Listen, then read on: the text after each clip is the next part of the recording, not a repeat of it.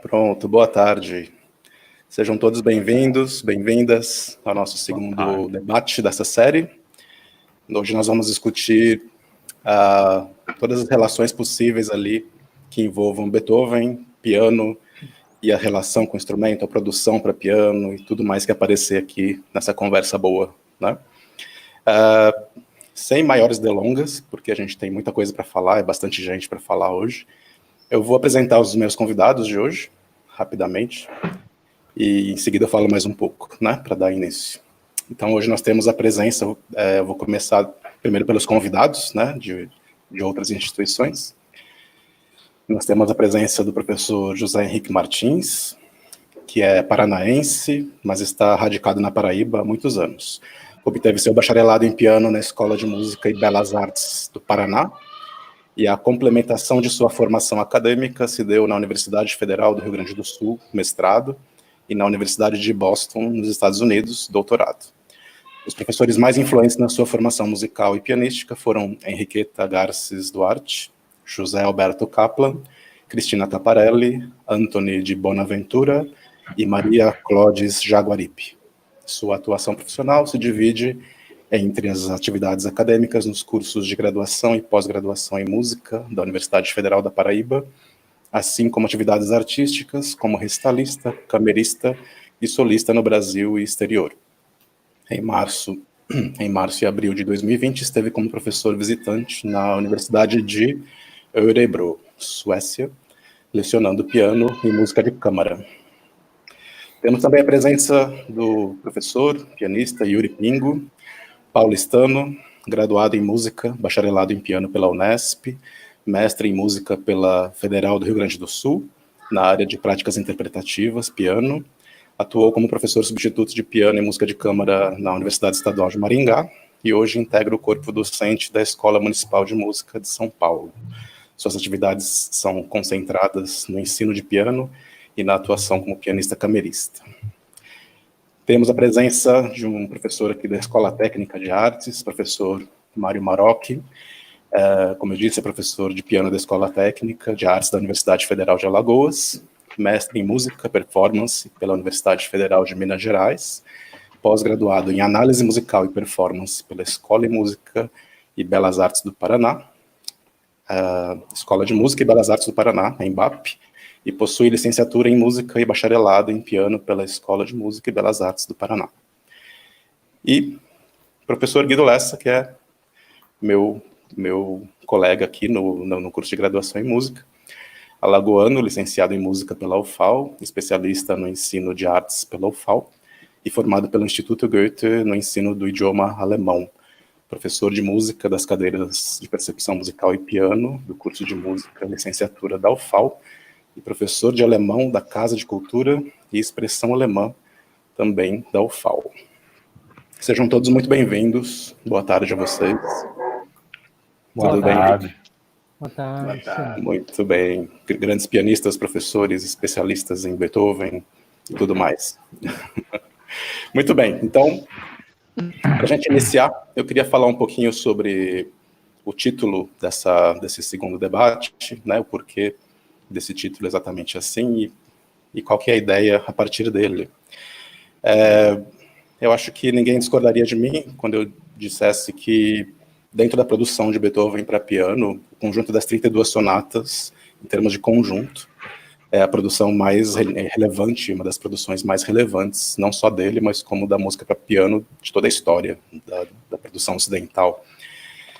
E dentre essas 32 sonatas, a gente tem uma que se destaca assim, de uma maneira proeminente dentro desse cenário, que é a sonata Opus 106, a sonata número 29, em si bemol, que nós chamamos de Hammerklavier, né? Hammerklavier, traduzindo, significa literalmente teclado de martelos. Era um nome popular do piano ali no final do século XVIII, começo do XIX, né?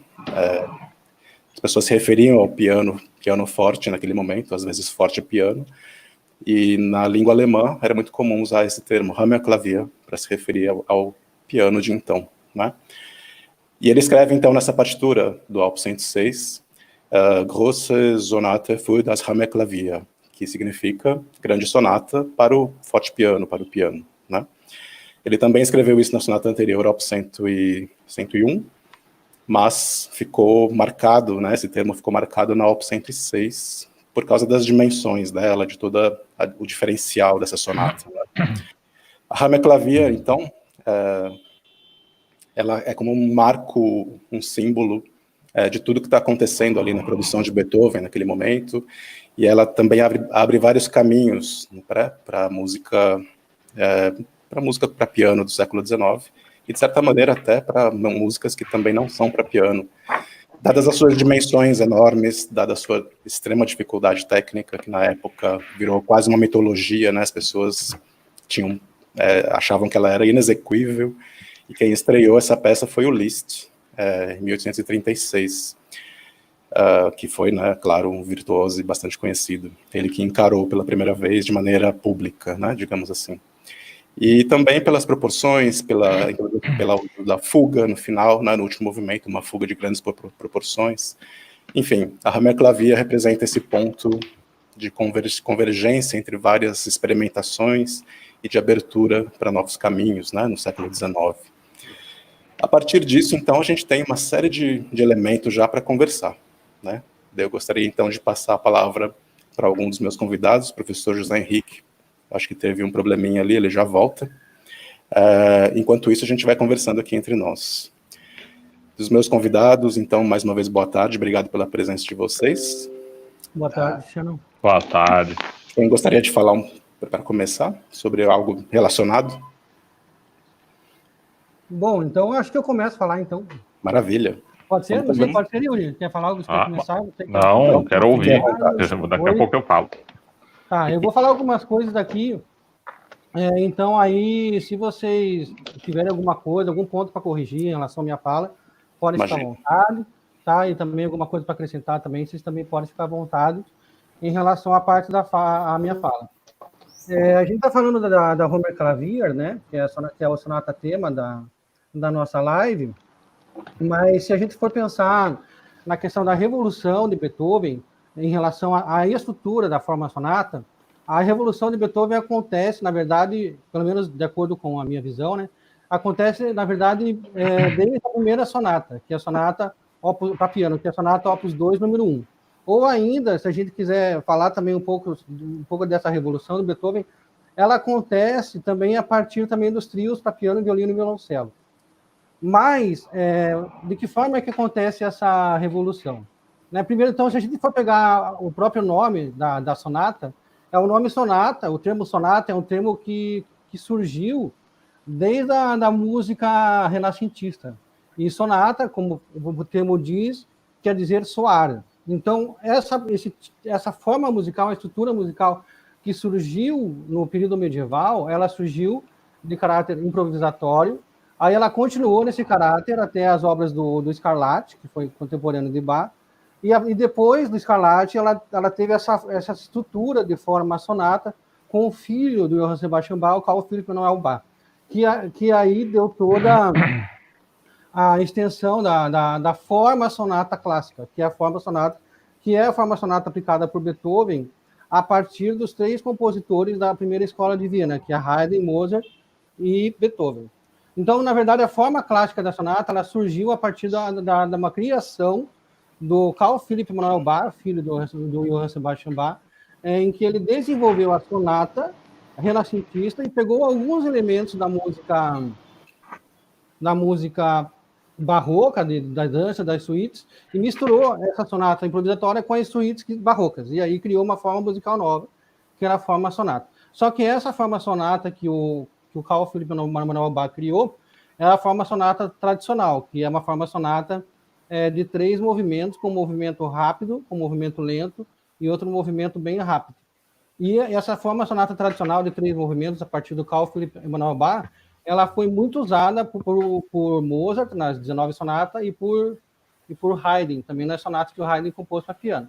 E aí, com Beethoven, já na primeira sonata das 32 sonatas das 32 sonatas, Beethoven, na primeira sonata, na sonata Opus 2, número 1, ele já coloca 4 movimentos.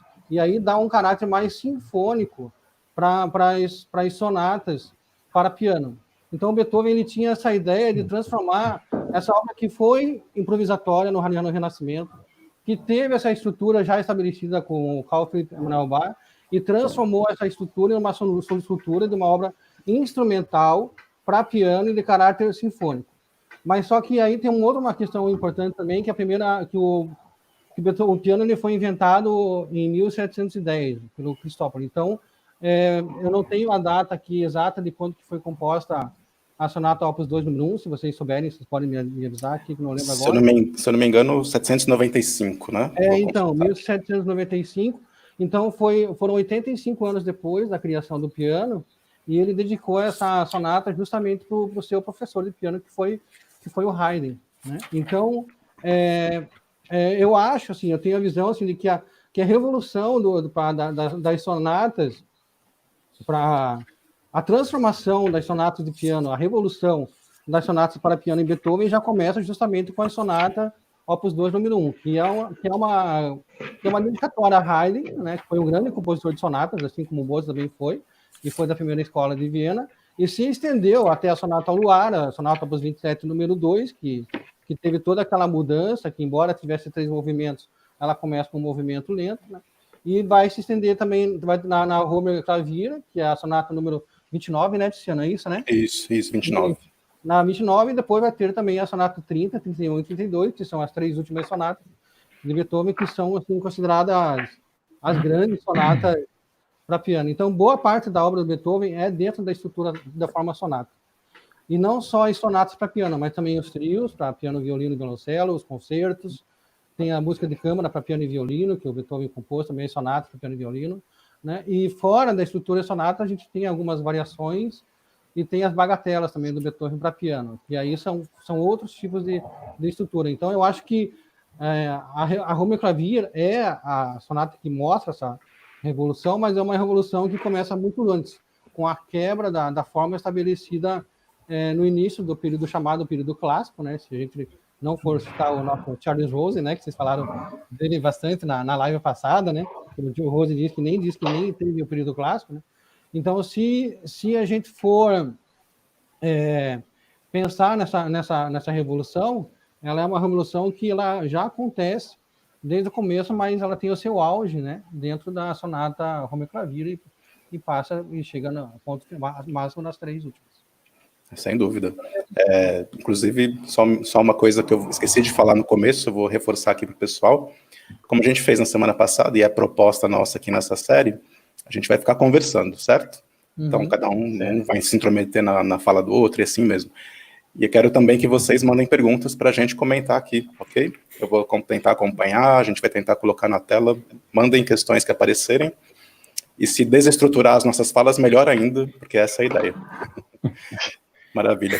Quem queria falar? Então, deixa eu me intrometer na fala. Professor José Henrique. Deixa eu me intrometer na fala. Eu vou contar historinha. Eu gosto muito de contar historinha porque música é uma atividade que tem que ter esse lado pessoal da gente e o relacionamento que a gente tem com essa grande arte. Então, o meu primeiro contato com Beethoven foi através da famosíssima bagatela Pour Elise.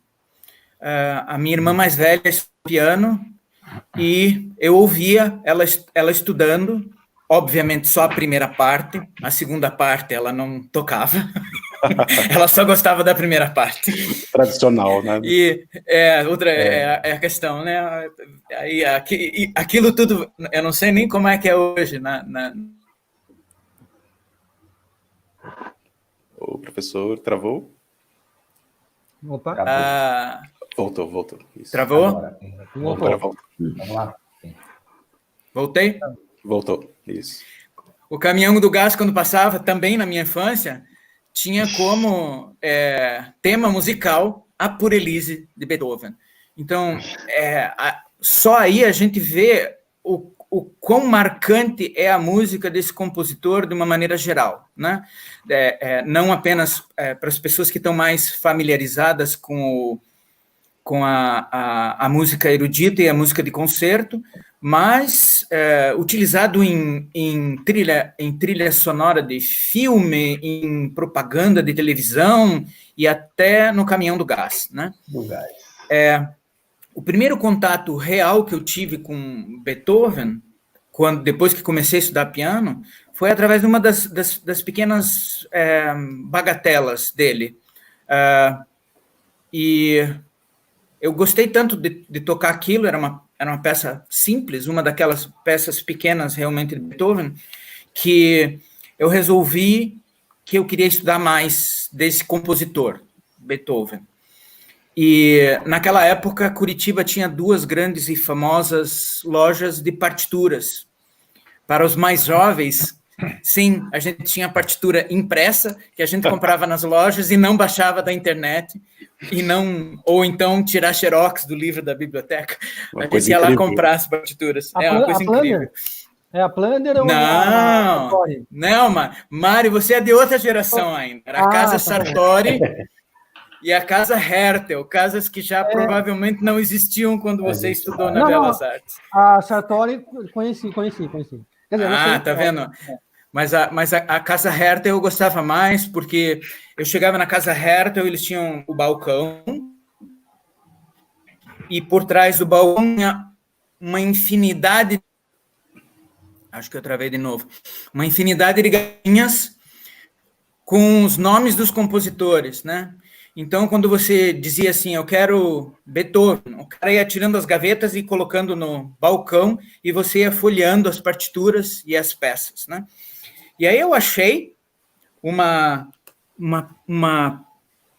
peça que tinha essa fotografia na frente e estava escrito Sonata ao Luar.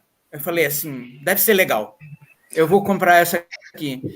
Gente, eu tinha 12 anos de idade e eu fui comprar a Sonata ao Luar do Beethoven. Aí eu cheguei em casa, né, super entusiasmado, falei assim, eu vou começar a ler esse negócio agora. Você abre a partitura e tem um montão de acidentes, né? Eu falei assim, isso vai me dar trabalho. Mas, ao mesmo tempo, eu vi que o andamento do primeiro movimento era bem devagar. Eu falei assim, não, eu dou conta, né? Eu dou conta. E aí eu comecei a ler aquele negócio, né? Obviamente, não durou 20 minutos o meu estudo, eu fechei e fui fazer outra coisa, né? Mas, sistematicamente, ao longo das minhas aulas particulares, sem a minha professora saber, eu tinha essa partitura em casa, eu ia lá e tentava ler de novo. Até o dia que eu consegui ler o primeiro movimento como um todo, e aí eu consegui comprar um disco que naquela época, para os menos avisados, não era nem DVD, nem streaming, não era Spotify, né? Eram LPs, né? O bolachão. Então, comprei muito bolachão. Comprei muito bolachão. Então, eu comprei o bolachão do Beethoven com a Sonata ao Luar. E eu fiquei encantado com aquilo. Agora, o que me impressionou mais foi quão furioso era o terceiro movimento da sonata. E eu falei, gente, isso é impossível de tocar nessa velocidade, né? Esses arpejos todos e aqueles acordes que acabam lá em cima, super barulhentos e aquela coisa toda. E mesmo depois do primeiro trechinho da peça, aquele negócio não para, é um frenesi, é nota atrás de nota, muito veloz, muito forte e muito agitado. Eu falei assim, nossa, esse cara é punk, né? Porque eu nunca tinha ouvido uma música daquele jeito. Então, aquilo me impressionou muito, né? Então, é impressionante a gente que, apesar do Tiziano ter iniciado a nossa conversa sobre Beethoven e a sua escrita para piano pela Hammerklavier, que é um opus bastante alto, nos opus mais baixos mesmo, como o Mário mencionou, até mesmo nas primeiras sonatas para piano, se a gente observa bem, ouve direitinho o último movimento da sonata opus 2, número 1 para piano solo, já tem aqueles acordes e os arpejos, aquele ímpeto beethoveniano, né, desde as primeiras sonatas, né? Então é muito interessante ver que a revolução de Beethoven começa bem antes do que aqueles opus lá. Obviamente, muita coisa acontece da vida composicional do Beethoven, não só nas sonatas, mas em todo o resto que acontece, mas as 32 sonatas são um corpo importantíssimo, não só na música para piano, mas na história da música como um todo. Por quê? Porque as sinfonias de Beethoven são marcos históricos, né, composicionais. E é sempre importante lembrar que as sonatas para piano eram quase como se fosse um laboratório que o Beethoven utilizava, né, para compor e para experimentar formas antes de aplicar isso em gêneros mais ousados, digamos assim, como peças de música de câmara ou as peças sinfônicas, como as sinfonias, né? Então, é muito interessante ver que a gente pode traçar algumas relações do que acontece em sonatas para piano, com expansão de forma, expansão do tipo de figuração, né, até você conseguir, por exemplo, a própria sonata que eu tive, foi a primeira sonata que eu tive contato com Beethoven, né, apesar de eu não ter conseguido tocar ela, que foi a sonata Ular, opus 27, número 2. O segundo movimento é um minueto, mas esse minueto, você tem aquele primeiro movimento que, apesar de ter esse apelo,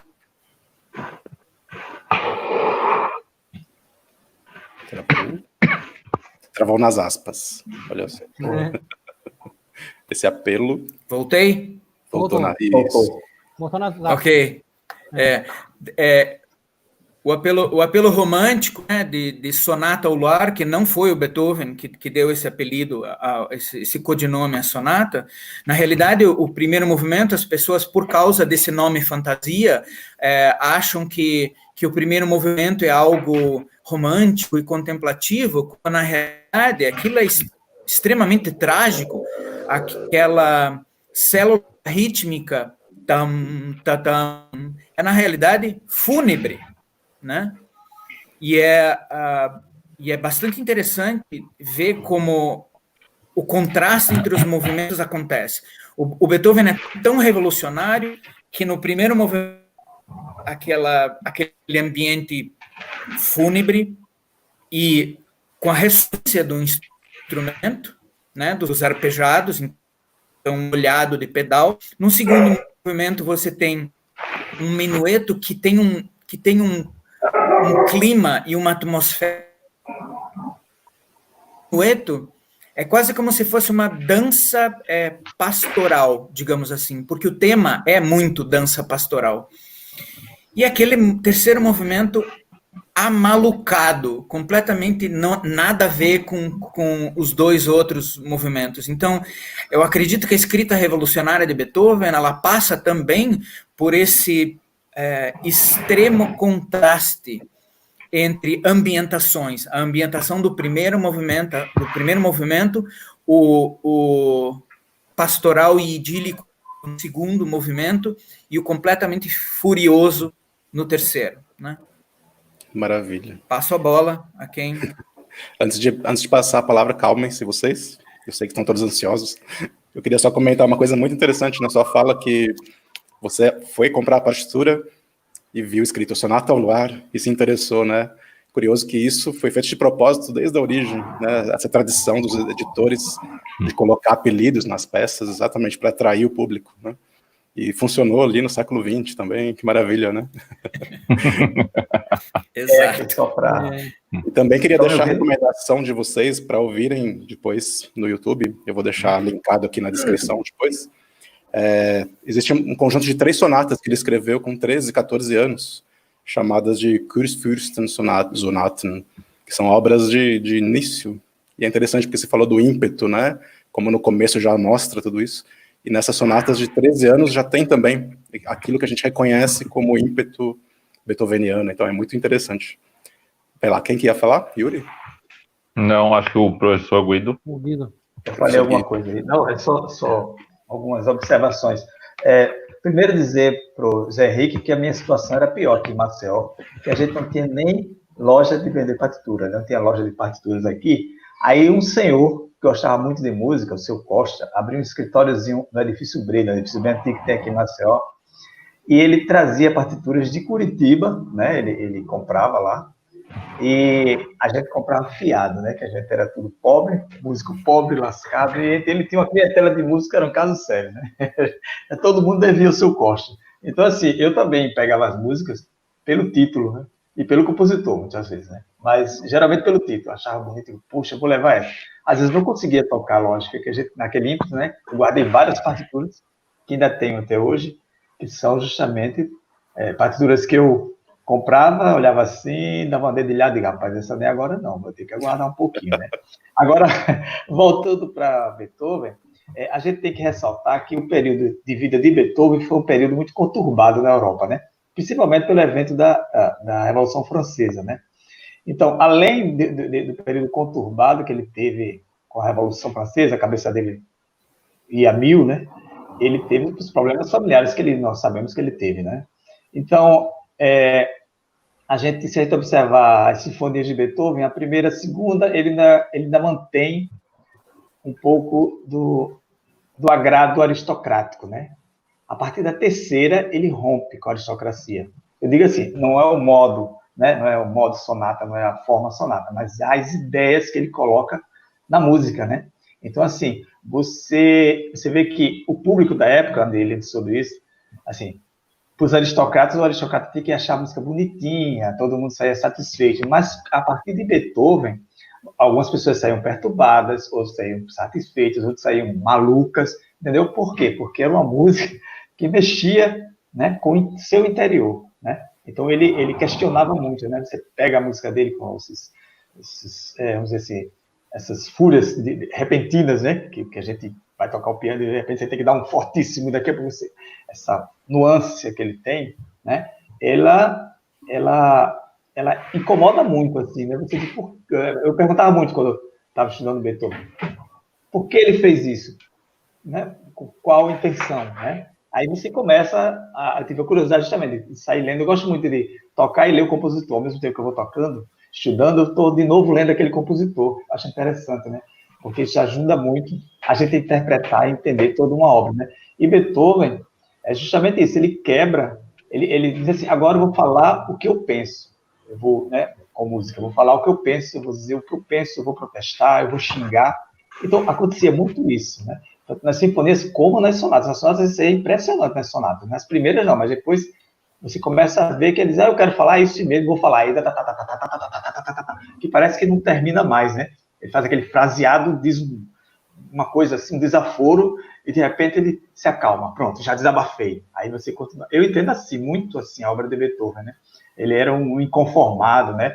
Quer dizer, o cara que ele deu tudo pela Revolução Francesa, depois o Napoleão botou tudo a perder, né? Quer dizer, o cara tinha ideais de democracia e depois o cara se tornou imperador, né? Quer dizer, aí lascou com o Beethoven. É a mesma coisa que aconteceu na Rússia, quando da Revolução Russa, né? Que o Stalin, a gente achava que o Stalin, quer dizer, a gente não achava que Stalin ia perpetuar os pensamentos de Lenin e ele fez o quê? Ele traiu todo mundo, né? Quer dizer, é complicado. Então, com Beethoven, não faz nada mais do que isso. A vida inteira de Beethoven, né, foi de conflitos, né? Conflitos assim, de pensamento, de achar que é assim e outro.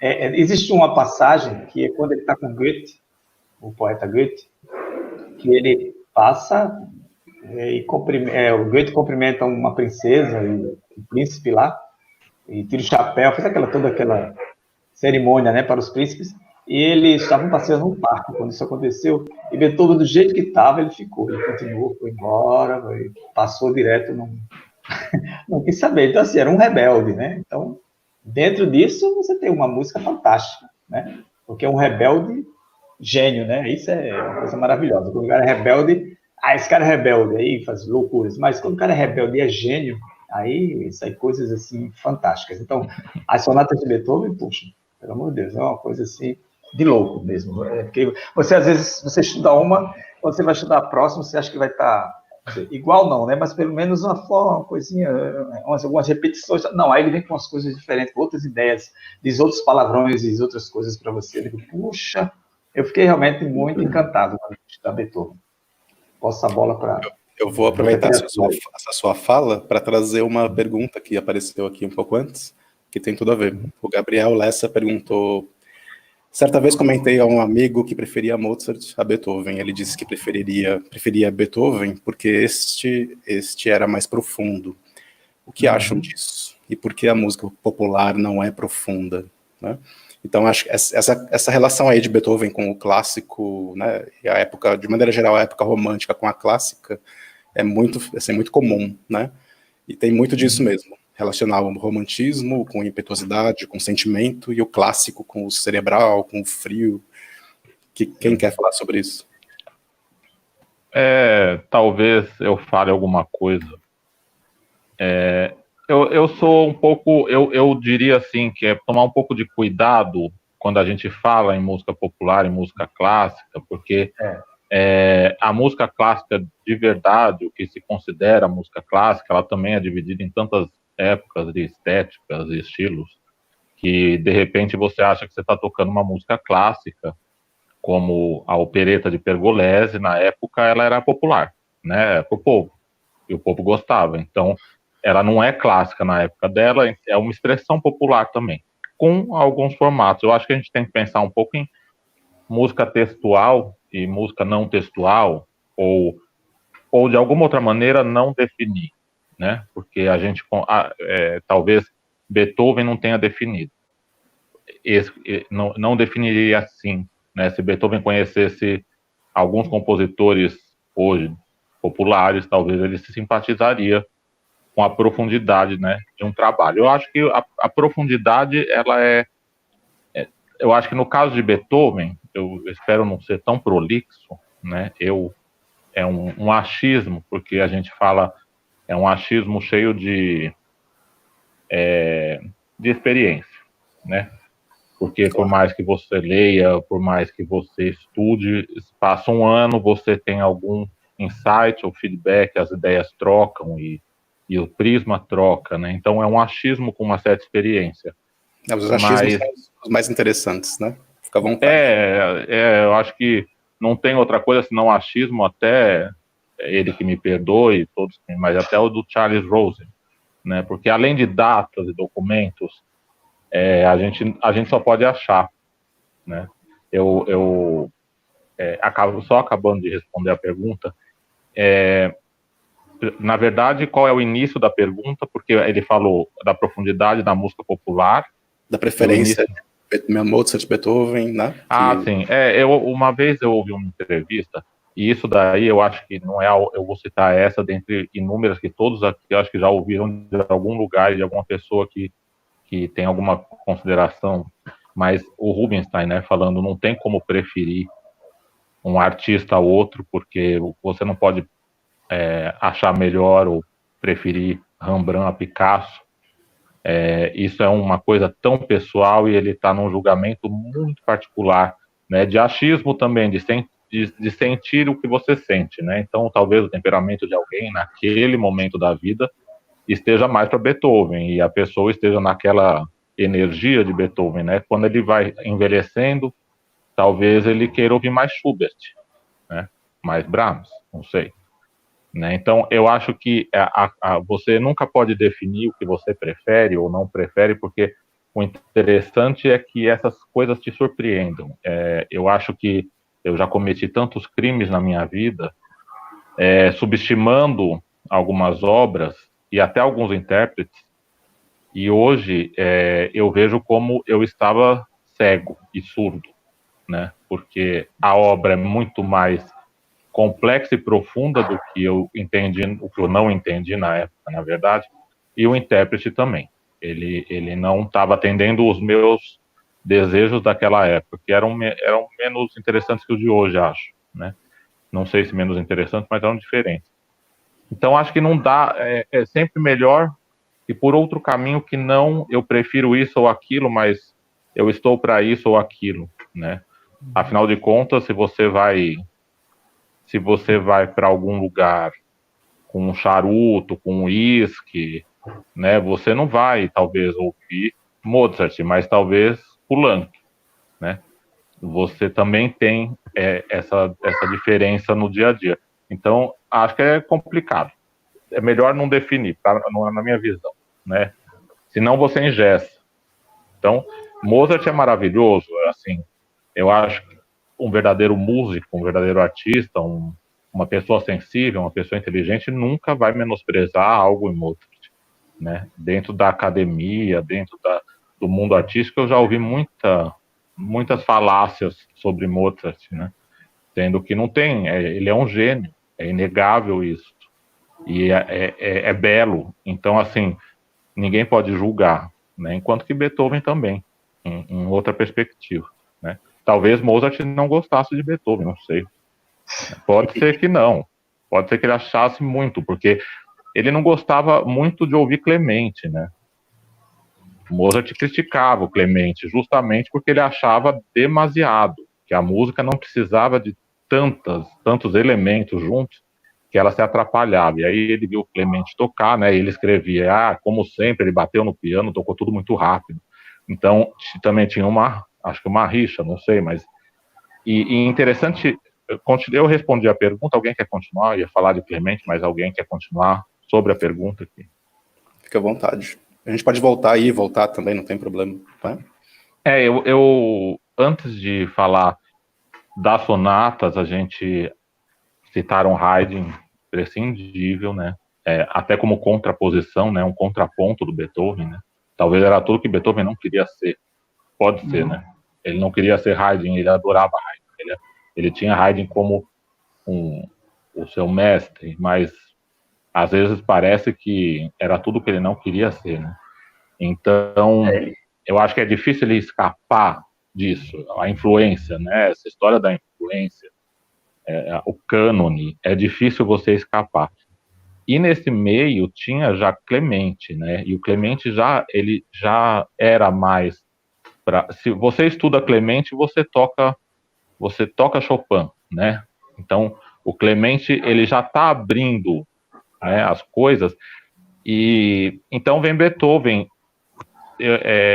e, enfim, era mais isso sobre o Clemente que eu queria falar. Eu não sei se eu posso falar alguma coisa sobre o adágio da 106, da Hammerklavier, ou alguém quer falar alguma coisa sobre a pergunta que foi feita?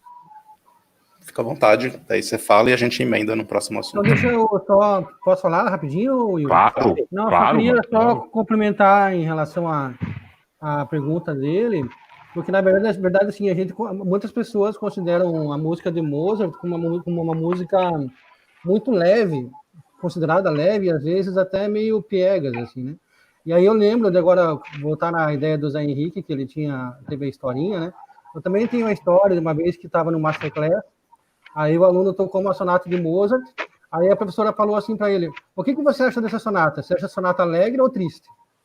Aí o aluno falou assim: é alegre. E a professora falou assim: não, essa sonata de Mozart é uma sonata triste.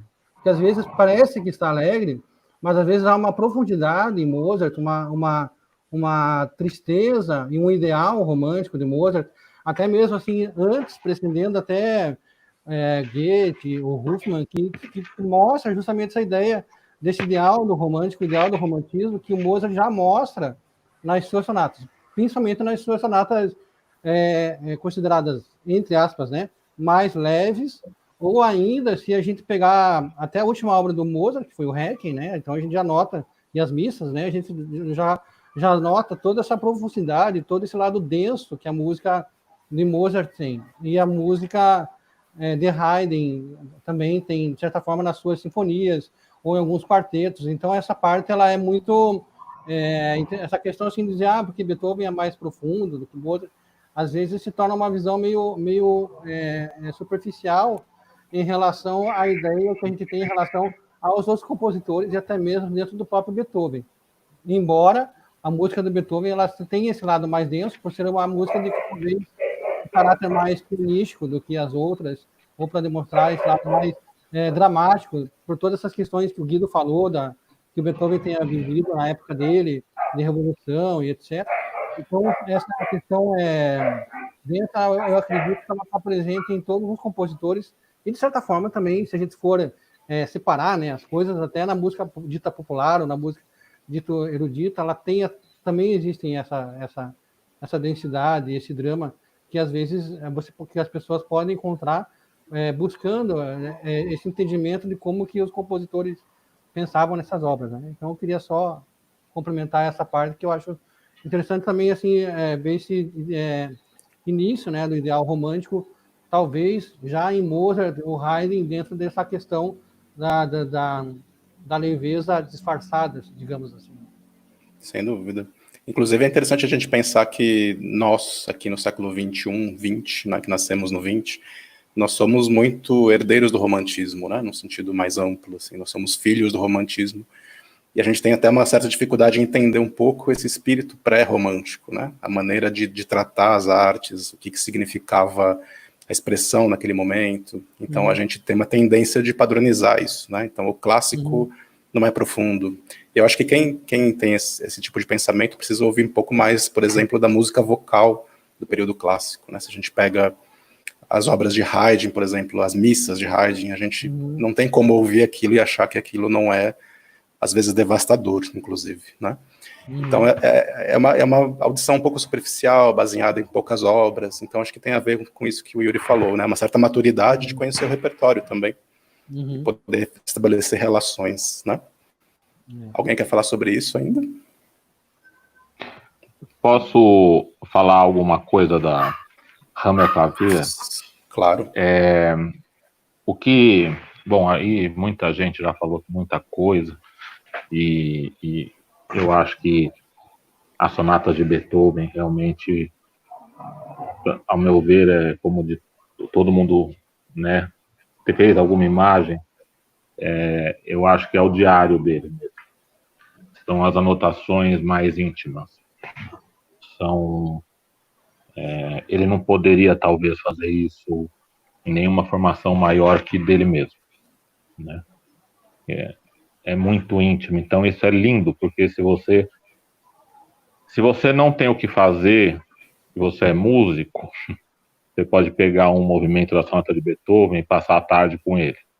E no outro dia com outra, de outra época, outro período, porque você enxerga realmente impressões, momentos, e foi o que acho que foi o Zé Henrique que falou de ele estar trabalhando em cima disso, né, na forma, ele está no laboratório, né, pois o Zé Henrique falou, é um laboratório, ao mesmo tempo que é um diário. Eu acho que na Hammerklavier, eu acho que eu tenho uma paixão por essa obra, assim. Eu acho que se eu fosse uma ilha deserta, eu pudesse levar uma música, eu ia levar o Adágio da Hammerklavier, né? Se eu pudesse só uma, eu levaria ele. E eu gosto muito de músicas populares também, então é difícil escolher uma, mas uma seria ele. E a Maria João Pires fala uma coisa, eu ouvi há pouco tempo, sobre uma fala dela numa entrevista, que ela fala que Beethoven une a carne ao espírito, né? Ele consegue fazer a união da carne ao espírito, com o espírito. E aí a gente vê isso, né? Nos primeiros, alguém falou das primeiras sonatas, e a gente vê uma particularidade nas gemas das primeiras sonatas, que acontece justamente na Hammerklavier, que é o movimento lento é a gema da sonata, né? O movimento lento é tudo que ele tem para dizer. Então, você pega os adágios das primeiras sonatas, não parece que né, ele tem a mesma profundidade que um adágio da Hammerklavier. Obviamente, não a mesma maturidade, mas ele tem a profundidade, como falou na outra live, do menino filósofo, né, tá lá. E ele tem uns pontos particulares nos adágios, né, como, por exemplo, o adágio da Opus Bom, da Opus 2.1, né, da Opus 2.3 e da Opus 10.3. Da Opus 7 também, né? Tem uns adágios, parece que ele vai fazendo um crescendo de adágio, né? E isso volta. É interessante pensar o Beethoven tocando esses adágios dele da primeira fase com a idade que ele tinha quando ele compôs a Hammerklavier.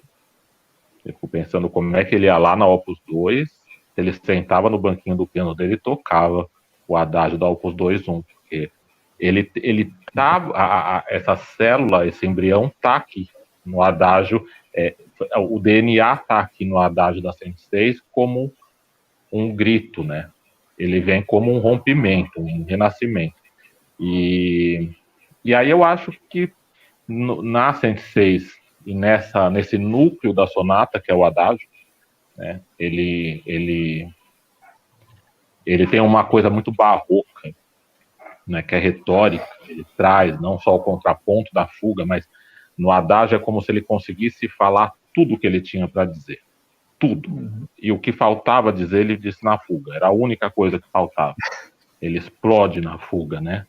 E então, os elementos do adágio, então você vê tanto, eu não gosto muito de pragmatizar, né? Eu vou falar de desenhos que ele usava já na primeira fase, que ele está trazendo para essa fase muito expandido, né? E rompendo com também a primeira fase, quando ele traz as fugas, né, nas últimas sonatas, ele está experimentando, eu acho que ele não está experimentando nada, ele sabia bem o que ele estava fazendo. Ele está experimentando no sentido mais genial da palavra, né? Ele está experimentando ele mesmo, né? Então ele traz os elementos, mas a segunda fase dissolve um pouco isso, né? A gente que chama de segunda fase, não sei se a gente pode falar isso ou se ele bateria na gente, mas a segunda fase dele dissolve um pouco isso, porque os extremos, os últimos movimentos da segunda fase, então você pega o final da Wallenstein, o final da Passionata, né, são movimentos significativos mesmo, né? Mas, e às vezes ele passa por um movimento lento, muito mais tranquilo, né? Não menos valioso, né? Mas muito mais tranquilo. Então a estrutura já não está mais no segundo movimento. E eu acho que desses adágios, a gente começa a lampejar esse Beethoven aqui, eu não chamaria, eu costumo falar, eu sempre me repito, né? Desculpa, mas o humanismo de Beethoven, né? Esse humanismo que ele chega, acho que, ao ápice dele na Nona Sinfonia, que é quando ele clama, ele implora, né? Não é um ódio à alegria para mim, aquilo ali não é um ódio à alegria, aquilo é uma súplica, é o último apelo à humanidade, né? Ele sabia disso, provavelmente ele sabia disso, seria o último apelo, e já que ele não, até ali ele não conseguiu fazer o apelo que ele queria, ele pôs o verbo, né? Para ver se a humanidade entendia. Então, eu acho que esse humanismo da segunda fase, ele é um humanismo ainda um pouco egoísta. Esse humanismo da terceira fase, ele é para a humanidade, né? Ele é um humanismo aberto à humanidade. Ele está dizendo em nome... Aliás, acho que depois do testamento de Heiligenstadt, ele começa a ter essa pela humanidade, não mais por ele. Pela humanidade, que aí ele também se decreta. Ele se abandona, porque não é mais por ele, né? Então, esse adágio da Hammerklavier, para mim, ele vai nessa união da carne ao espírito. Você ouve ele suplicar, você ouve ele gritar, você ouve ele implorar, você ouve ele lembrar, você ouve... Então, ele consegue falar, é retórico, e ele desemboca numa fuga que é absolutamente, né, um gênero barroco, uma forma barroca, uma forma dura, até dura, que ele enfia numa sonata dramática, né? Ele consegue dizer com a fuga, ele consegue falar com a fuga. Eu não sei, a gente está falando de outra estética, Bach é outra coisa, mas eu acho que até então ninguém falou com uma fuga, né? Ninguém suplicou com uma fuga. e ele pega o que seria mais na forma sonata, o que seria essa expressão, e ele levou para a fuga, né, para falar. Então, realmente, a Hammerklavier e os adágios, em especial da primeira fase, da terceira fase, eles me deixam sempre com uma pulga atrás. É sempre uma esfinge. É uma esfinge, né? Incrível, né? Tem realmente os movimentos lentos deles são muito expressivos de maneira geral, né? Parece que é onde ele realmente para refletir. E eu acho que a respeito da questão dos movimentos lentos, eu acho que é interessante quando você propôs o tema do Beethoven como revolucionário, inclusive da escrita pianística, e do piano de martelos, né? O Beethoven ele tem uma posição dentro da história da música que é a sensação que a gente tem é que as coisas vão se desenrolando de uma maneira gradual e lógica, né? Você tem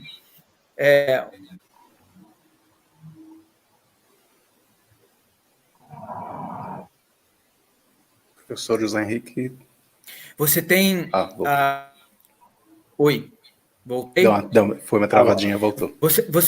A sensação que a gente tem quando a gente ouve, a sensação que a gente tem quando a gente ouve obras de compositores anteriores né, uma ordem mais cronológica, parece que o passo das coisas é gradual e, entre aspas, previsível. Quando chega em Beethoven, ele bagunça a história da música todinha, na realidade, né? Ele implode tanto que é difícil você falar de Beethoven como algo completamente natural, liso, que está, né? Ele está conectado com a tradição, absolutamente. Ele está conectado com a tradição. Ele utiliza as mesmas formas, ele utiliza os mesmos gêneros, mas ele revoluciona tudo. E a fala do Yuri, quando ele fala na união carne e espírito, a gente tem que levar em consideração também a consequência que houve a respeito da época do surgimento da ciência e da época da razão, né, que vai, entre aspas, separar carne e espírito. Você vai ter a razão e você vai ter os afetos. Então, você não pode deixar os afetos afetarem a razão, né? Só que é uma coisa só, o ser humano é uma mistura desse negócio todo. E a sensação, quando a gente escuta Beethoven, é justamente isso, que existe uma espécie de conflito, porque não dá para aceitar só a razão e não dá para aceitar só o afeto, né? Então, essa junção de carne e espírito é muito legal, esses gritos por liberdade e por expressão que o Beethoven dá. O Yuri mencionou a questão mais objetiva e literal quando ele viu que a parte instrumental dentro da sinfonia de repente não foi o suficiente para transmitir tudo aquilo que ele tinha. Ele coloca a voz humana e o coro e a letra, né? Ninguém tinha usado voz em sinfonia antes. Sinfonia era sinfonia, que era uma obra instrumental, né? Com uma determinada forma e conteúdo, né? Claro que forma e conteúdo é a gente que, entre aspas, estabelece, né? Mas esse grito, né? Mas ao mesmo tempo, se a gente repara, pega a Sonata Patética, Opus 13, lá atrás, né, no começo. aqueles acordes do início do primeiro movimento. E, gente, que contraste quando ele chega no segundo movimento. O que é aquela placidez e aquele lirismo do segundo movimento, né? O que é o lirismo, não só lirismo, mas uma certa religiosidade do início do quarto concerto, tá? O que é o lirismo, a atmosfera do segundo movimento do Imperador, tá? Do concerto número 5, em contraste com o primeiro. É fenomenal o que ele faz em termos em nome da própria expressão. Ele realmente utiliza todos os recursos possíveis e imagináveis em nome dessa expressão. E aí é onde ele vai fazer diversos experimentos, né? Quando a gente observa quais são as grandes inovações que eu acho que acontecem nas sonatas de Beethoven, se você pega as sonatas de Haydn e as sonatas de Mozart para teclado, você tem um grande peso estrutural e, digamos, de densidade. Travou? Travou. Professor, será que ele volta rápido? Voltei? Voltou. Aí, voltou. Estou aqui. Você tem um grande peso e uma grande densidade nas sonatas nos primeiros movimentos. Quando você chega em Beethoven, as primeiras sonatas ainda têm um grande peso e densidade nos primeiros movimentos, mas à medida que o tempo vai passando, ele começa a dar peso a todos os movimentos da sonata, né? E quando você chega, por exemplo, em sonatas como a 31 número 3, né, que ele termina com aquela tarantela maluca, é um peso quase que similar ao peso do primeiro movimento. O scherzo dessa sonata, por exemplo, que o scherzo como coisas leves e tal, certo? Leve, vai se divertir com aquele scherzo para tocar, né? É um negócio complicadíssimo, né? Então, em particular tem uma sonata que duas, né, na verdade, mas a Opus 90 talvez seja uma sonata que tem o último movimento, o segundo movimento, né? Ele é tão schubertiano, né? Ele é tão essencial, né? Schubert. Ele é tão Schubert. Exato. Quer dizer, remete, né? E eu acho que as Opus 31, as sonatas Opus 31, a gente não sei, a gente tem que falar um pouquinho das Opus 31, né? Porque elas eu acho que ali é um laboratório mesmo. Nas Opus 31 ele está tentando, como na Tempestade, na Opus 31, 2, ele se atreve. Eu acho que na Tempestade ele se atreve. Quando ele pega o primeiro movimento da Tempestade, e aquilo para mim até hoje, né? Eu na minha reles mediocridade, eu sento ao piano e tento estudar aquilo. Acho que foi o primeiro contato com Beethoven que eu tive de fato, foi com a Tempestade.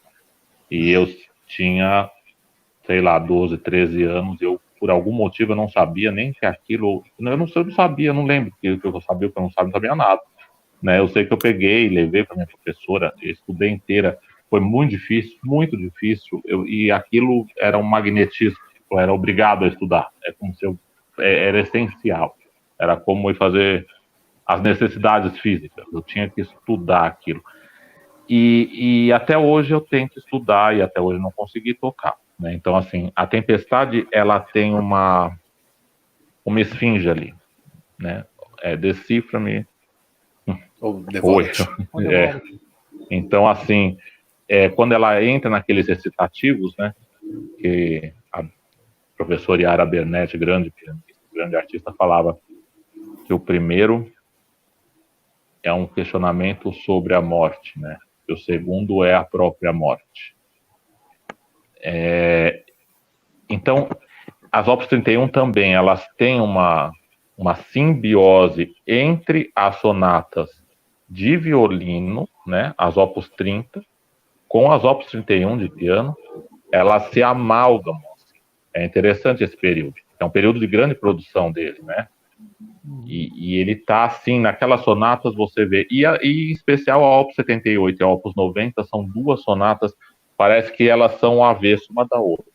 O primeiro movimento, né, da Opus 78 também muito schubertiano, né, muito aquela tonalidade, né, aquele Beethoven inesperado, né, o Beethoven um pouquinho do Arquiduque, um pouquinho da Sexta Sinfonia. Bom, enfim, tô falando demais. Não, Mário queria falar. Não, só tinha levantado o dedo porque estamos falando das sonatas Opus 31, né? Eu só ia falar que eu estou estudando a Opus 31 número 1 agora. Difícil, aí meu plano, né? Isso, Então, e aí eu ia falar também que meu plano agora para esse ano era estudar as 3 sonatas Opus 31, né? Mas estou na primeira ainda, não. Tá aí. O Biancolino podia falar um pouco do segundo movimento da 31, né? Da Opus 31. O segundo movimento é toda uma sátira ao estilo belcantista, né? E ele é gigantesco. Gigantesco. Não acaba nunca, e é cheio de variações, é dificílimo. E parece um cantor bêbado, na realidade. É muito engraçado você ouvir aquilo. E o primeiro movimento é o pianista bêbado cheio de desencontros, né? Nossa! Parece isso. Olha, uma coisa que eu queria conversar com vocês, que eu queria trazer um assunto que eu considero bastante importante para entender também o Beethoven ali na produção e na vida, é a questão do piano e dos pianos que ele tinha, como é que funcionava isso, né? A gente está aí, então, fechando o primeiro século de vida do piano, do forte piano, em Viena. Então a gente tem basicamente 2 grandes núcleos de produção de forte piano naquela época. Viena, né, o mecanismo vienense e o mecanismo inglês. E depois o mecanismo inglês vai ser o que vai ser mais usado para dar origem aos pianos modernos, né? E a gente tem o piano vienense, que era bem mais leve.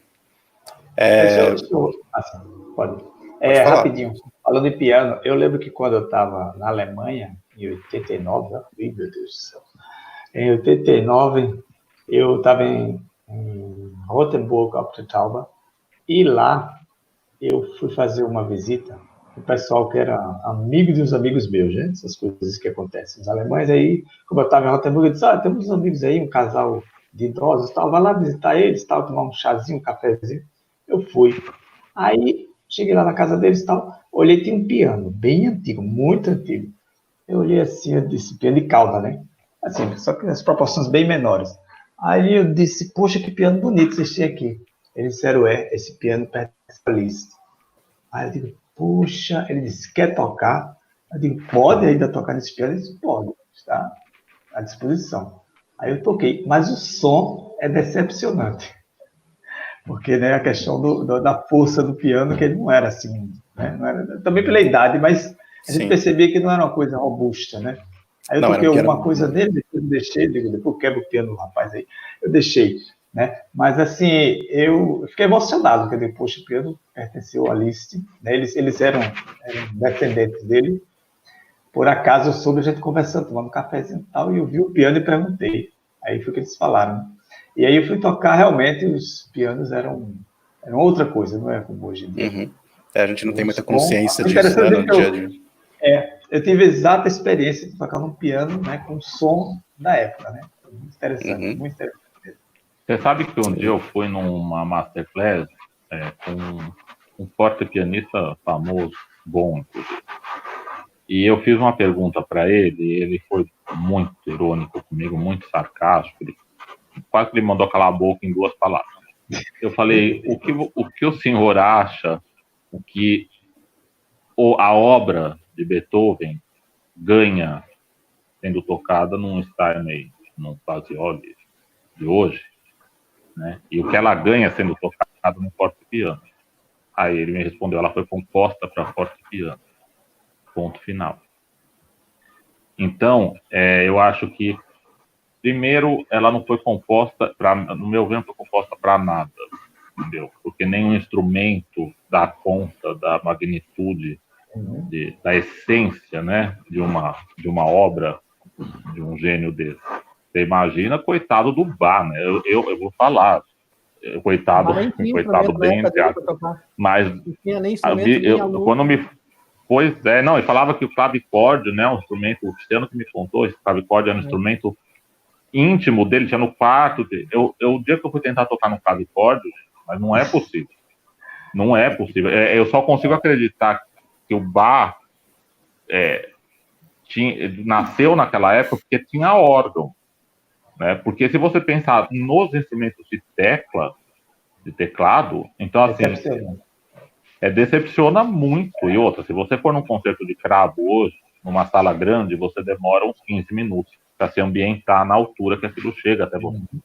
Né? Então, como essas coisas de performance, que eu não sou muito amigo, mas não gosto dessa palavra para nossa área, porque a nossa área não é performance, talvez ópera, né? Mas essa coisa, o Brahms, como é que você vai tocar um Opus 119, número 1, no Teatro Colón, né? Ele pôs, assim, para ser ouvido por uma pessoa, um ouvinte. Tá? Então, assim, algumas coisas se perdem quando né, o instrumento, obviamente, quanto melhor e mais recurso, no meu entendimento, melhor para tocar o Beethoven. Né? É tão sinfônica a obra dele que você precisa de um instrumento que atenda a obra do Ravel, por exemplo, para poder fazer o que você... Então, né? E ele não tinha. Fala. Eu queria ler para vocês, para depois eu quero tocar um pedacinho de um vídeo. Tem duas falas do próprio Beethoven que demonstram uma certa insatisfação com o piano que ele tinha ali, né? Apesar de ser o instrumento dele, a gente sabe que ele, por toda a vida, foi o grande veículo dele, né? Mas vejam só que interessante, tem uma fala dele de 1804, ele tinha 34 anos, que é uma nota que ele escreveu nos esboços para a abertura Leonora. Ele escreveu: Deus sabe o porquê de minha música para piano sempre produzir a pior impressão em mim, especialmente quando mal tocada. Né? Isso já demonstra uma insatisfação. E daí, bem mais para frente, mais na década de 20, mais perto da morte, numa conversa com um sujeito chamado Holtz, que foi ele que reportou, ele falou: a sonata solo, essas últimas sonatas do Op. 109 a 111, são talvez a melhor, mas também a última música que compus para o piano. Este é e sempre será um instrumento insatisfatório, né? Então, a gente percebe que tem um problema ali, estrutural, né, de um desacordo, inclusive por isso também que eu escolhi o tema pro título da Hammerklavier, porque a gente sabe que tem uma polêmica, né, que a Hammerklavier teria sido escrita para um instrumento do futuro. Então, tem todo um debate teórico sobre isso. Alguns defendem isso, e outros acham que isso não tem o menor sentido, né? Mas eu queria mostrar para as pessoas que estão em casa, rapidamente, uma réplica de um instrumento de 1795, que é basicamente o instrumento que o Beethoven tinha ali, que é uma réplica de um construtor dos mais famosos vienenses, que era o Anton Walter. Além do Walter, a gente tinha o Stein, né? Andreas Stein, os dois grandes vienenses construtores. Então aqui a gente tem uma réplica do Walter, e o rapaz está tocando exatamente a Opus 13 que o professor mencionou antes. Flávio, você pode colocar para a gente esse trechinho? O primeiro vídeo.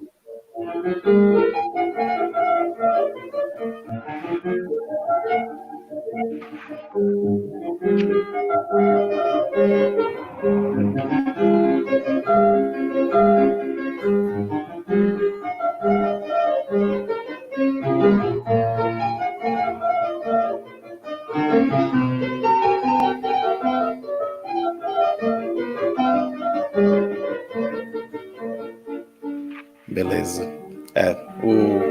Teve um certo desencontro do áudio, mas era mais para ter uma ideia visual também, né? Do tamanho que era. Isso, o som não chega tão bem, mas para vocês verem o tamanho que era um instrumento daquela época, né? Era basicamente nesse instrumento que Beethoven tocou a maior parte da vida. E se a gente pensa, então, nas sonatas do final, né? Que elas eram muito mais poderosas, ele tinha já alguns instrumentos mais robustos, que vinham da Inglaterra, né? Mas a gente pensa, então, no que a gente está acostumado hoje, né, em termos de sonoridade, de resposta e tudo aquilo, comparando com esse instrumento. Isso é uma questão toda complexa para a gente também, até para decidir algumas coisas na hora de tocar, né? Bom, você imagina o Rubinstein tocando a passionata num piano desse. Ia cair o piano inteiro. Ia na realidade eu fico imaginando quantos pianos o Beethoven quebrou na vida dele, porque se eram aqueles instrumentos, na primeira vez que ele mesmo tocava a patética, ele tinha quebrado o instrumento. É incrível, porque uma das questões que eu sei lá, eu não sabia dessa teoria de que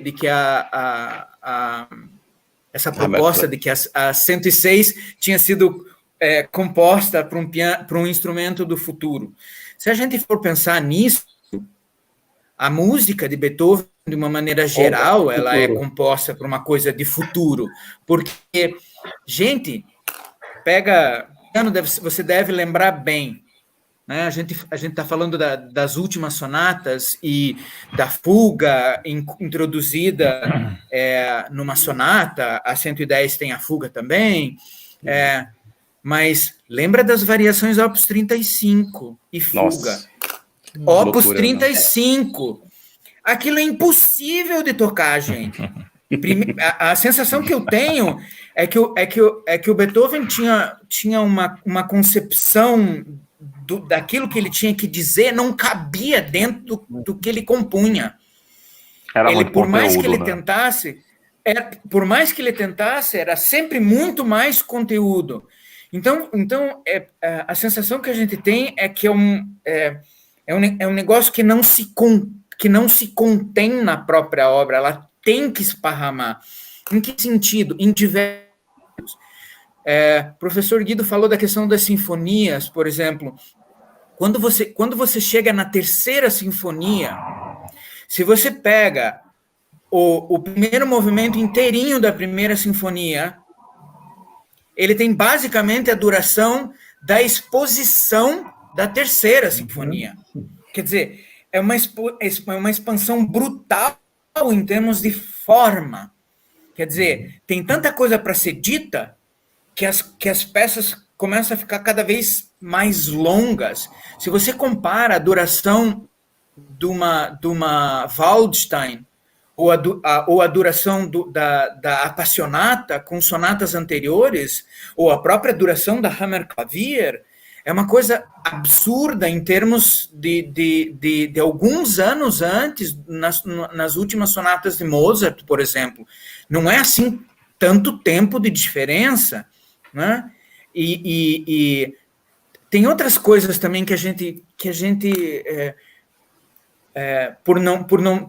muitas vezes, em termos de focalizando só na obra de Beethoven, por exemplo, a gente não se dá conta que Beethoven e Schubert são absolutamente contemporâneos. Absolutamente contemporâneos, né? E a música dos dois é radicalmente diferente. É radicalmente diferente. Se você tenta comparar uma sonata de Beethoven com uma sonata de Schubert, né? As sonatas de Schubert são longas, mas sei lá, em termos de conteúdo, Beethoven só nos primeiros compassos de algumas sonatas já não cabe mais. Não cabe mesmo.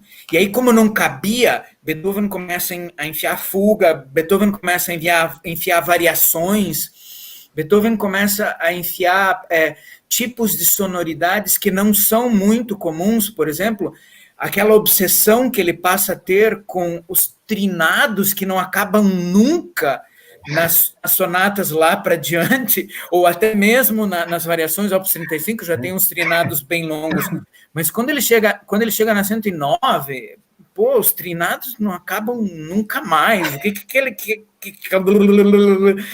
ele quer dizer com essa coisa que fica, de repente, estática ele quer dizer e ao mesmo tempo, né? Enfim. Ele quer dizer que apenas passando a bola. Cyborgs conseguem executar esses trinados, entendeu? Porque tem uma passagem na vida dele que os músicos em Viena reclamavam da complexidade da música dele e a dificuldade de tocar a música dele. Ele dizia, meu amigo, não se preocupe, que isso aí é música para o futuro. Entendeu? Ele próprio falava sobre isso. Né? Ele tinha uma noção da grandeza da música dele, né? De onde estaria realmente colocada a música dele.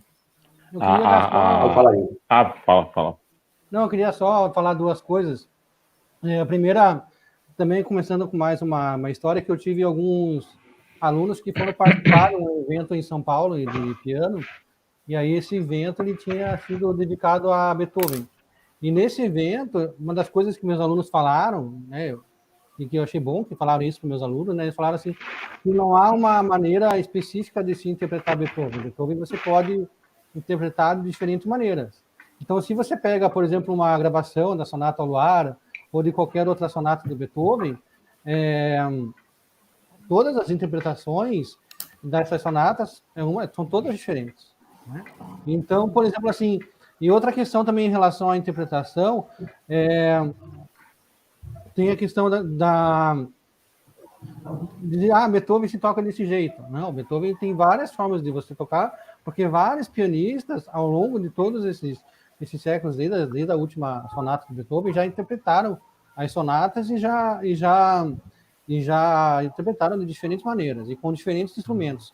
Tanto é que uma vez um professor até me deu um CD, que nesses CDs tinham diferentes pianistas tocando todas as sonatas de Beethoven em pianos que foram feitos na época no mesmo ano em que as sonatas foram feitas. Então, no ano da sonata Opus 2 número 1 tinha um piano, Opus 2 número 2 tinha outro piano, 3 assim, para ficar com um som parecido com a época que a sonata foi feita. Mas isso é uma coisa totalmente fora da questão interpretativa, porque é como o Zé Henrique falou, porque a música do Beethoven, como o próprio Beethoven falou, na verdade, né? Que Beethoven é a música do... Não, o Guido falou, né? Que a música do Beethoven é a música do futuro.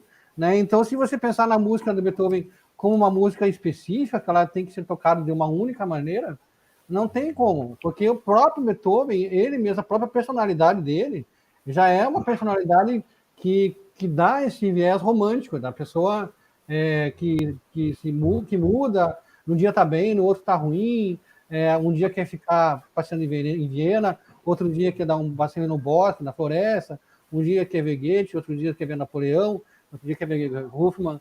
Então, é uma pessoa que passa por diferentes situações e é uma questão humana, a própria pessoa, ela muda. Então, logicamente, que a interpretação diferentes interpretações dessa pessoa, né, enriquece o nosso pensamento sobre ela.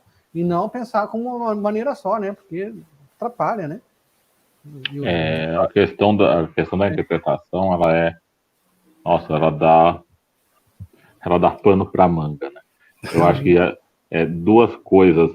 O Beethoven do futuro, eu acho tão interessante isso, porque a gente vai ver esse Beethoven como se, viajando aqui, é como se fosse a expansão do universo, né?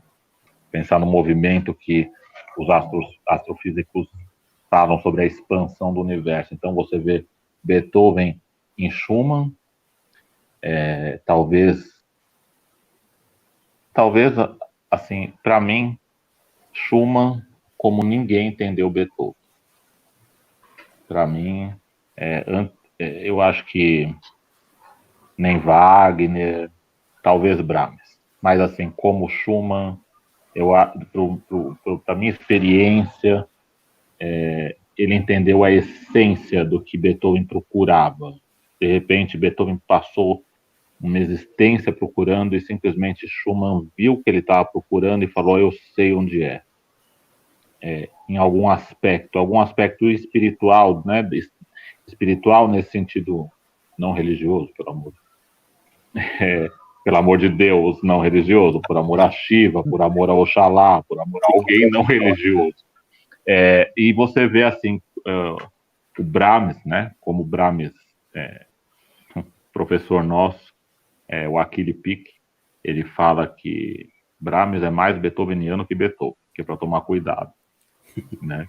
E tem uma verdade, né? Porque o Brahms ele engoliu Beethoven enquanto arquitetura, né? E o Schumann parece que ele engoliu o espírito de Beethoven, né? E Mendelssohn, claro, e Liszt. E Liszt, eu acho que ele viu o tamanho de Beethoven, conseguiu dimensionar Beethoven. Então, acho que esse Beethoven do futuro tá aí, Mahler, Wagner, né? Mas, sem dúvida, no piano, Schumann, Brahms e Liszt, e Schubert, que estava contemporâneo ali, né?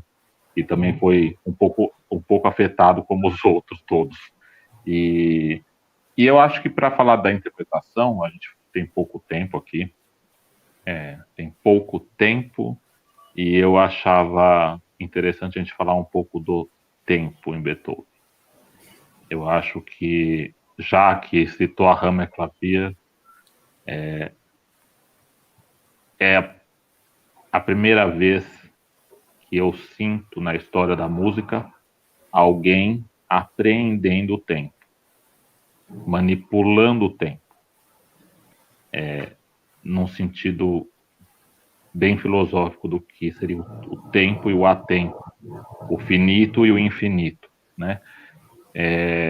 Beethoven, de alguma maneira, ele conseguiu, não sei se ele procurava, se ele sabia disso, mas eu acho que ele manipulou o tempo, ele apreendeu o tempo, até aí, eu acho que depois dele também, pouquíssimos se atreveram a fazer isso, né? Então, o intérprete, acho que sem dúvida, ele tem que ter uma consciência que é um momento atemporal, né? E às vezes essa escola que passou por aí no meio do século e que falava muito de Beethoven, o Beethoven mandou inventar o metrônomo acabou inventando o Beethoven na minha cabeça, né? Porque assim, eu acho que, aliás, isso é uma das poucas coisas que eu acho com quase certeza, né? Que Beethoven não tinha essa ideia de tempo estrito, né? Essa ideia eu acho que de medição de tempo veio porque até então ninguém nunca tinha visto uma música escrita em semicolcheias que era para soar quase como quartifusas, né? Então, as pessoas realmente não deviam entender a música dele, então ele determinou que aquilo era difícil. Então, deixou um termômetro, né? Não um metrônomo. Então, de vez em quando você usa, mas a obra dele é de grande improviso. Ele era um grande improvisador, né? Então, essa questão do tempo, eu acho que para o intérprete e para qualquer um que vá ouvir também, o ouvinte de Beethoven, essa atenção a essa questão. Você falou da improvisação, uma coisa que a gente não falou, porque não deu tempo e não vai dar tempo, é o quanto que o Beethoven se colocou no início da carreira dele como um pianista, né? Ele chega em Viena em 1792 e estabelece toda uma rede de contatos ali, passa a ser conhecido cada vez mais como um excelentíssimo pianista, mestre da improvisação, né? Lentamente ele começa a ser conhecido como compositor. Isso diz muito sobre, inclusive, o brilho dessas primeiras sonatas e tudo isso, né? A gente tem uma ideia vaga do que ele fazia ali, improvisando, né? Ele registrou algumas coisas que ele fazia. A gente está meio indo para o fim, eu queria aproveitar que tem uma pergunta interessante aqui que tem a ver com algumas coisas que a gente falou. Piano and movement. Olha só que interessante. Faz sentido pensarmos em peso de braço e velocidades como as entendemos hoje, sendo que a mecânica de repetição era mais lenta e precisava-se de muito menos esforço para realizar as passagens? Um pouquinho que a gente falou antes, né? Essa diferença dos instrumentos e das mecânicas trazem uma série de considerações para a gente na hora de tomar atitudes e escolhas, né? Por causa desse abismo que tem entre os instrumentos. Alguém quer comentar isso? Ai, quando entra nessas partes é sempre difícil e complicado. Porque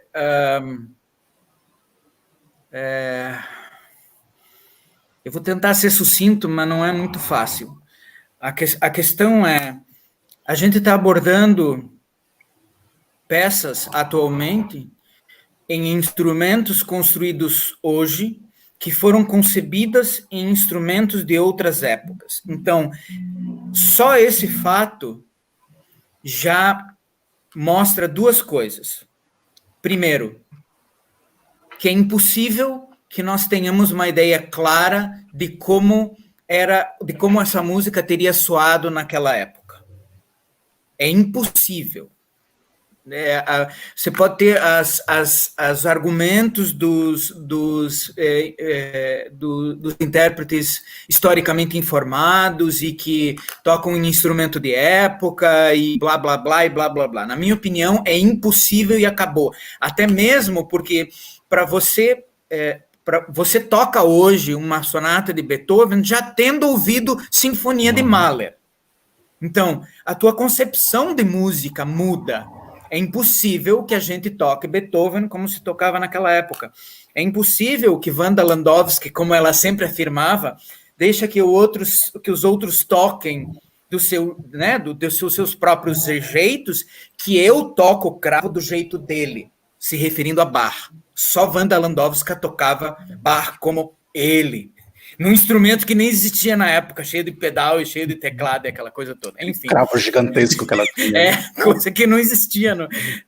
Então é difícil você falar sobre isso, porque não é só a maneira de tocar o novo instrumento, é uma maneira completamente diferente de você conceber a obra. Então, essa é a primeira questão que eu acho que tem que ser considerada. Que a gente está tocando algo que foi composto numa outra época, numa estética diferente, num momento histórico diferente, com valores diferentes. E isso traz uma outra coisa que é muito, muito, muito boa para a gente, que é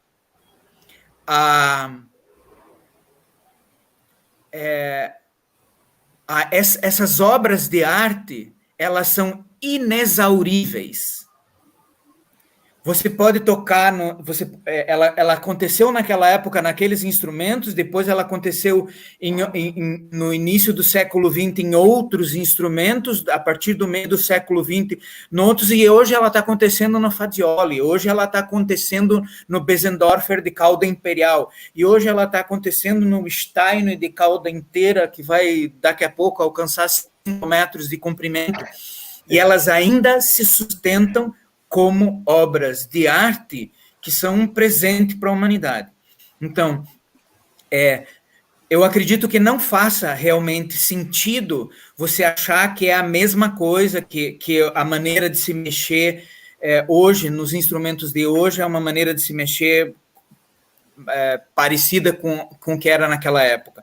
Até mesmo porque a aceleração da tecnologia, na minha opinião, fez com que, inclusive, as pessoas passassem a ter um certo encanto pela velocidade. E aí você tem toda uma escola de pianistas atualmente, né, que prezam pela mega, super, hiper velocidade. O que, na realidade, é um pouco problemático, porque a questão da velocidade, principalmente em instrumentos modernos que têm muita ressonância, por exemplo, quando você pega uma peça complexa, como as sonatas de último período de Beethoven, 106, 109, 110, 111, você tem pontos de ressonância onde as transformações e as progressões harmônicas são muito importantes de serem ouvidas realmente, porque e vários pianistas passam por cima daquilo, misturando tudo por causa da velocidade, por causa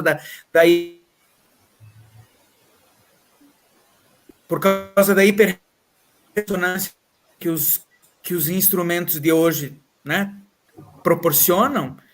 Então, complexo e implica em que nós tomemos como intérpretes decisões sérias, inclusive buscando apoio na própria obra, a própria obra te diz muita coisa, ela é imbuída de uma coerência interna que a gente tem que desvendar, porque a gente só consegue interpretar bem uma obra quando a gente faz uma espécie de... Quando a obra pede para você que ela seja desvendada da mesma maneira que ela solicitou ao compositor para ser criada. Tá? É exatamente isso. Ela tem uma coerência interna, existe um discurso. Ela quer dizer o quê? Não sei, ela quer dizer ela mesma. E o resultado disso é que as pessoas se afetam de diversas maneiras, cada um se afeta a seu jeito, mas o afeto existe e você só sabe se uma performance e uma interpretação é realmente quando ela afeta as pessoas, né? E é por isso que a gente tem esses grandes, maravilhosos mestres como a Martha Argerich, como Nelson Freire, como o Rubinstein, como o Vladimir Horowitz e vários outros por aí, que fica difícil, fica difícil você nomear todo mundo, porque eles tomam decisões interpretativas pensando em todas essas questões, né? Então, é difícil resumir essa questão, mas provavelmente não. As pessoas estão escolhendo andamentos diferentes e as pessoas se mexem diferente hoje num instrumento moderno do que provavelmente se mexiam naquela época. Perfeito. Incrível, né? Meio que para encerrar, eu vou ler, então, mais uma fala do Beethoven que tem a ver com isso, com essa coisa dessa cultura dos pianistas que viraram alucinados pela velocidade, né? Que, inclusive, lembram da leve crítica que o Saint-Saëns fez no Carnaval dos Animais, né? Dos pianistas como animais velozes, né? Então aqui a gente tem ele falando sobre isso, olha, numa conversa com o compositor e pianista Tomaszek, 1814. Sempre se soube que os maiores instrumentistas de teclado foram também os maiores compositores. Mas como eles tocavam? Não como os pianistas de hoje, que sobem e descem pelo teclado, executando passagens nas quais eles se exercitaram. Putz, putz, putz. Que significado tem isso? Nenhum. Quando um verdadeiro virtuoso do teclado tocava, era sempre algo homogêneo, uma entidade, algo que poderia ser transcrito, e então apareceria como uma obra bem idealizada. Isso é tocar piano. A outra maneira é nada. Incisivo. Bravo, Roberto. Toca com a gente, né? Algumas questões. Sim. Muito bem. Muito obrigado. Quero finalizar. Alguém quer falar alguma última coisa, complementar alguma coisa? Fiquem à vontade.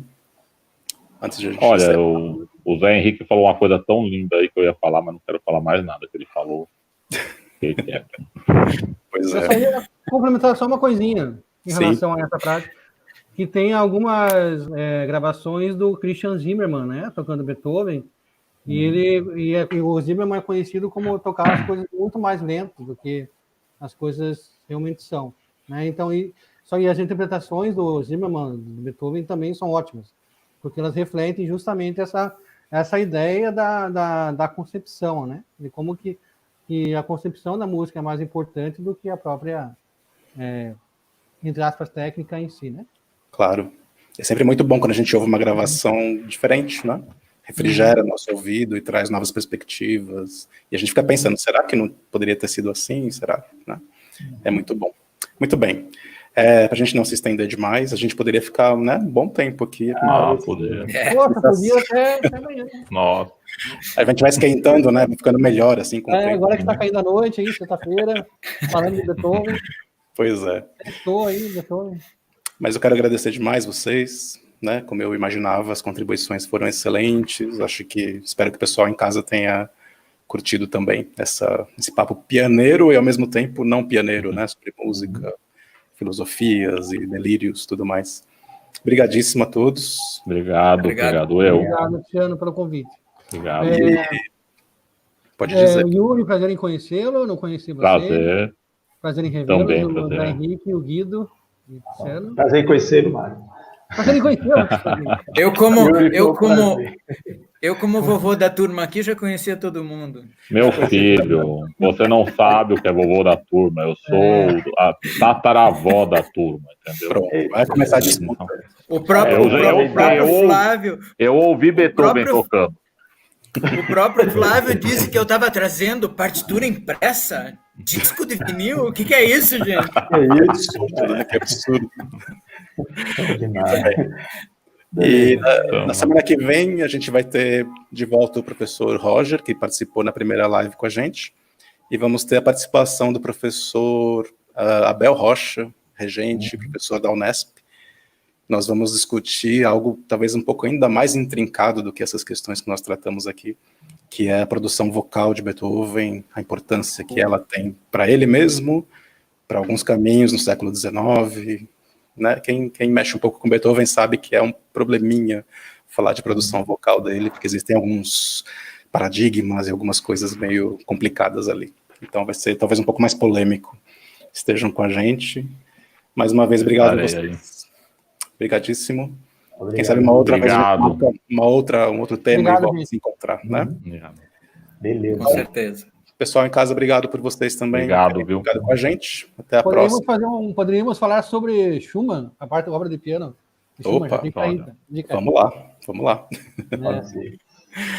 Um Valeu, abraço a gente. todos. Então tá, abraço a todos, obrigado. Valeu. Até mais. Até a semana que vem. Tchau, tchau.